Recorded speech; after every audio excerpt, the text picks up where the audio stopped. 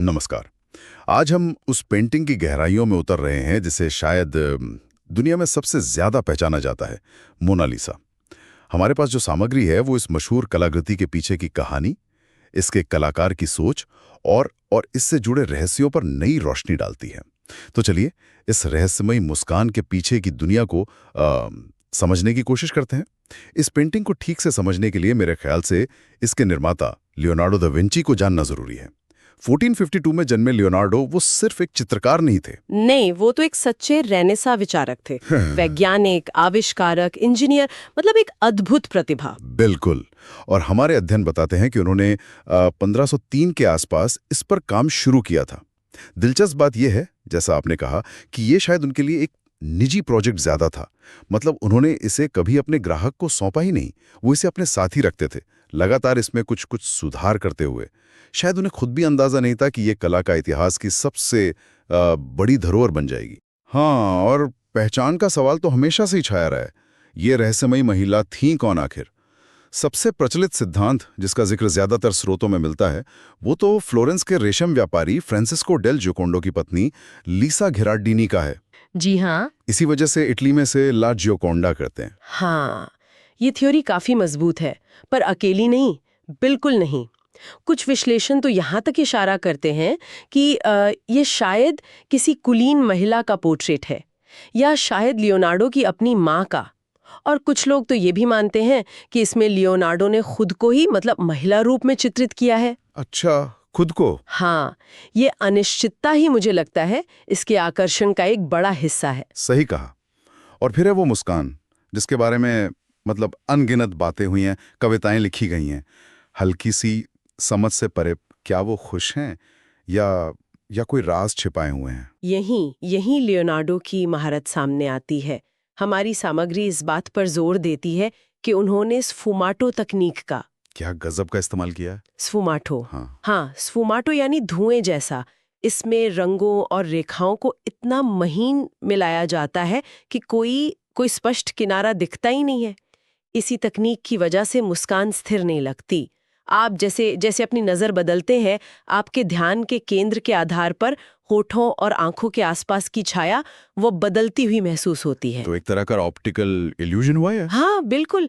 एक जानबूझकर बनाया गया ऑप्टिकल भ्रम जो भावों को एक रहस्यमयी गहराई देता है। दिलचस्प है। हमारे पास जो जानकारी है वो बताती है कि यही तकनीक उन्होंने अपने दूसरे कामों में भी इस्तेमाल की थी। जी हाँ, लेकिन मोनालिसा में इसका असर सबसे ज्यादा नाटकीय और चर्चित रहा है। बिल्कुल।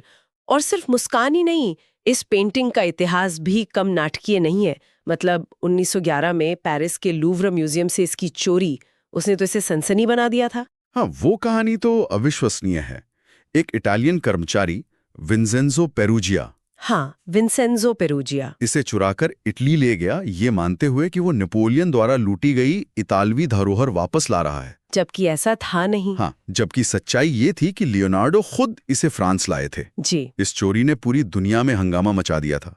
यहाँ तक कि पाब्लो पिकासो जैसे कलाकार भी शक के घेरे में आ गए थे। हाँ, बिल्कुल। 2 साल बाद जब ये फ्लोरेंस में मिली, तब तक तो मोनालिसा एक घरेलू नाम बन चुकी थी पूरी दुनिया में। इस घटना ने दिखाया कि इसकी प्रसिद्धि सिर्फ कलात्मक गुणों पर ही नहीं टिकी है, बल्कि इसके आसपास बुनी कहानियों और विवादों पर भी निर्भर करती है। सही बात है। चोरी से पहले ये मशहूर तो थी, पर चोरी ने इसे एक वैश्विक प्रतीक बना दिया। हाँ, एक ग्लोबल आइकन। और रहस्यों की बात करें तो कुछ स्रोत उन कॉन्स्पिरेसी थ्योरीज का भी जिक्र करते हैं जो पेंटिंग के इर्द गिर्द घूमती हैं, जैसे आंखों में छिपे हुए अक्षर या प्रतीक। हाँ, और आधुनिक तकनीक जैसे इंफ्रारेड स्कैनिंग, वो हमें पेंट की परतों के नीचे देखने में मदद करती है। इन स्कैन से पता चला है कि लियोनार्डो ने शायद पेंटिंग बनाते समय कुछ बदलाव किए थे। एक विश्लेषण तो ये भी बताता है कि शायद शुरुआती स्केच में भौहें और पलकें थी। अच्छा। हाँ, जिन्हें बाद में हटा दिया गया, या वो समय के साथ फीकी पड़ गईं, जिससे चेहरे के भाव और भी रहस्यमय हो गए। ये तो लियोनार्डो के काम करने के तरीके से बिल्कुल मेल खाता है। वो पूर्णतावादी थे, है ना? हाँ, परफेक्शनिस्ट थे। अपने चित्रों पर सालों तक काम करते रहते थे।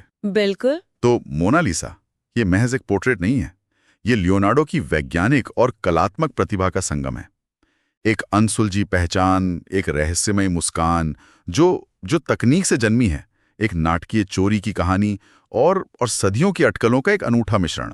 और ये हमें एक बहुत ही विचारणीय प्रश्न पर छोड़ जाता है, जिसका जिक्र हमारे स्रोतों में भी है। क्या लियोनार्डो ने इसे कभी पूरा माना था? विशेषज्ञ इस पर आज भी सहमत नहीं है।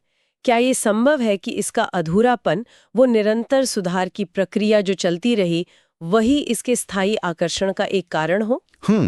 एक ऐसी कलाकृति जो 5 सदियों बाद भी हमें सवाल पूछने पर, सोचने पर मजबूर करती है।